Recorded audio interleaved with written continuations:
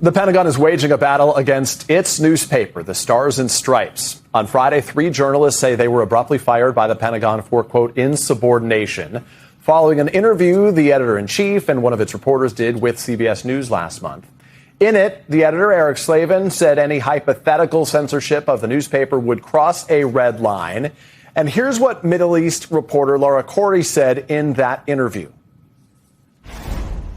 I'm working for Stars and Stripes, not for the Pentagon, not for any administration, not for any policymaker. I'm here to cover the military community. The military newspaper, partially funded by the Pentagon, is a key source of information for and about the military community. Since its founding during the Civil War, Stars and Stripes has long maintained editorial independence from military brass. For clarity, to this day, it is read by 1.3 million people worldwide. Many of them service members, veterans, their families in all parts of the world, who have long relied on it, not as a Pentagon press release, but as an informed source about issues affecting their lives. Still, the warning signs did begin months ago, with Chief Pentagon spokesperson Sean Parnell posting on X, "We will modernize Stars and Stripes operations, refocus its content away from woke distractions that siphon morale." Let's bring in Laura Cordy. She has covered the Middle East for the last 2 years for Stars and Stripes. Laura, I appreciate your being with us here on State of Play. Let me just get your gut very quickly here. What do service members and their families, veterans, lose without an independent Stars and Stripes? I mean, without an independent Stars and Stripes, they lose a group of reporters who are committed to covering their situation, to covering their experiences, to covering their families accurately and diligently. There are a lot of people that report very well on the Defense Department, on the military, on conflicts abroad. But it's something that I think is so amazing about Stars and Stripes is that, especially for us overseas, we're living and working right alongside service members. We understand their lives and their experiences very intimately. And I think without an independent Stars and Stripes, they lose a group of people that care very deeply about, accurately reflecting their lives. It's the ultimate in local news in many ways, right? Because you're reporting about stories that impact your world and the people that are a part of your community. What have you heard back from some of those? Are you hearing back from, this was highly publicized after these firings took place, are you hearing from veterans or service members? Yeah, absolutely. We're hearing, both on social media and in emails and messages from veterans, from service members about how much they appreciate Stars and Stripes. A lot of people who served overseas have fond memories of reading the paper when they were deployed and have always appreciated the service that Stars and Stripes brings to them.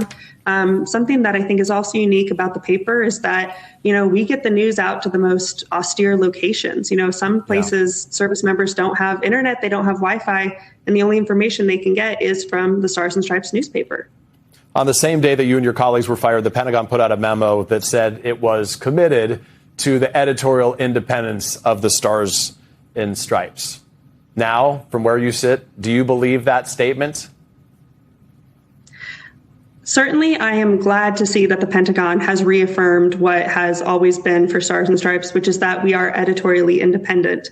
I think that's something that has to be shown in practice, and I'm eager to see those, commitments to policy put into play over the coming weeks and months.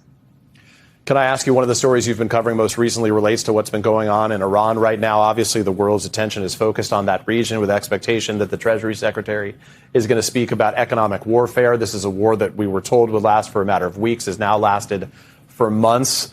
Tell us some of your biggest takeaways, some of what you've been focused on most recently as it relates to service members, Bahrain, and that region at large. Yeah, absolutely. Something that we covered, from jump in this war was that there are hundreds of military families who are attached to the U.S. naval base in Bahrain who were, forced to evacuate under really scary circumstances. In some cases, people were hiding their young children in closets, listening to drones and missiles hit the island. They had to go through a very chaotic evacuation. And now 6 months later, they're still, for a lot of them, living in places in the United States in temporary housing. They don't know what's going to happen to them next. The military has been trying to provide them entitlements and benefits to help reimburse them for the cost of these moves. But a lot of them say this has caused a good deal of financial and emotional strain on their families. I spoke with one person who said that their family has fronted $40,000 in costs, and they're not sure if they're going to get reimbursed for that. And what's striking is these are stories that are really hard for civilians to cover from outside the military because, frankly, getting access can be very challenging. But those who are part of the military community may have better success in sharing their stories. For you, Laura, what now? What happens next?